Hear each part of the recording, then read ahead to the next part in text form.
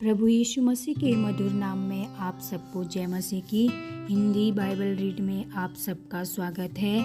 आज का वचन है यूहन्ना रचित सुसमाचार अध्याय नंबर 21 का पढ़ेंगे। मेरे प्रियो, इस वचन को आप ज़रूर सुनिए और वीडियो को पूरा देखिए ताकि प्रभु इन वचनों के द्वारा आपको बहुतायत से आशीष करे।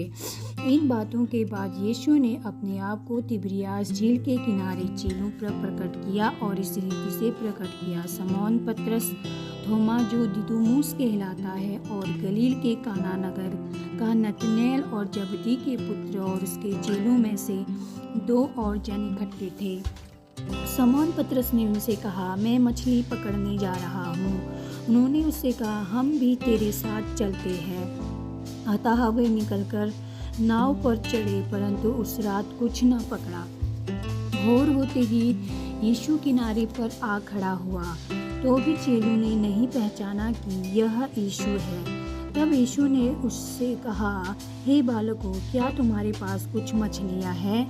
उन्होंने उत्तर दिया, नहीं। उसने उनसे कहा, नाव की दाहिनी ओर जाल डालो तो पाओगे। अतः उन्होंने जाल डाला और अब मछलियों की बहुतायत के कारण वे खींच न सके। तब उस चेले ने, जिससे यीशु प्रेम रखता था, पतरस से कहा, यह तो प्रभु है। शमौन पतरस ने यह सुनकर कि वह प्रभु है, कमर में अखरंगा अंगरखा कस लिया, क्योंकि वह नंगा था, और झील में कूद पड़ा। परंतु दूसरे चेले डोंगी पर मछलियों से भरा हुआ जाल खींचते हुए आए, क्योंकि वे किनारे से अधिक दूर नहीं पर कोई 200 हाथ पर थे। जब वो किनारे पर उतरे तो उन्होंने कोयले की आग और उस पर मछली रखी हुई और रोटी देखी। यीशु ने उनसे कहा, जो मछलियाँ तुमने अभी पकड़ी हैं उनमें से कुछ लाओ।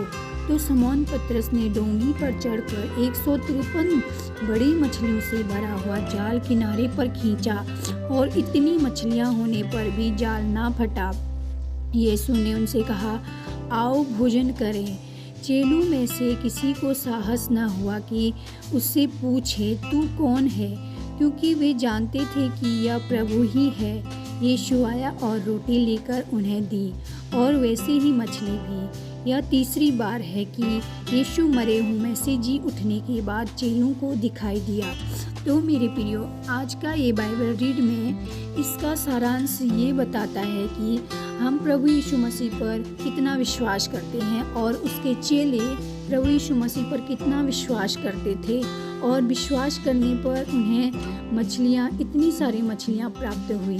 इसीलिए आज हमारे प्रभु यीशु मसीह हमें यही कहने का प्रयत्न करते हैं कि हमें प्रभु यीशु मसीह के वचन पर कितना विश्वास है, प्रभु पर हमें कितना विश्वास है।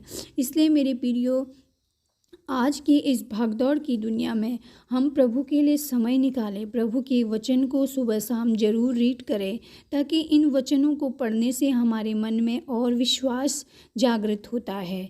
इसलिए मेरे प्रियो, मिलते हैं अगले वचन में, तब तक के लिए जय मसीह की।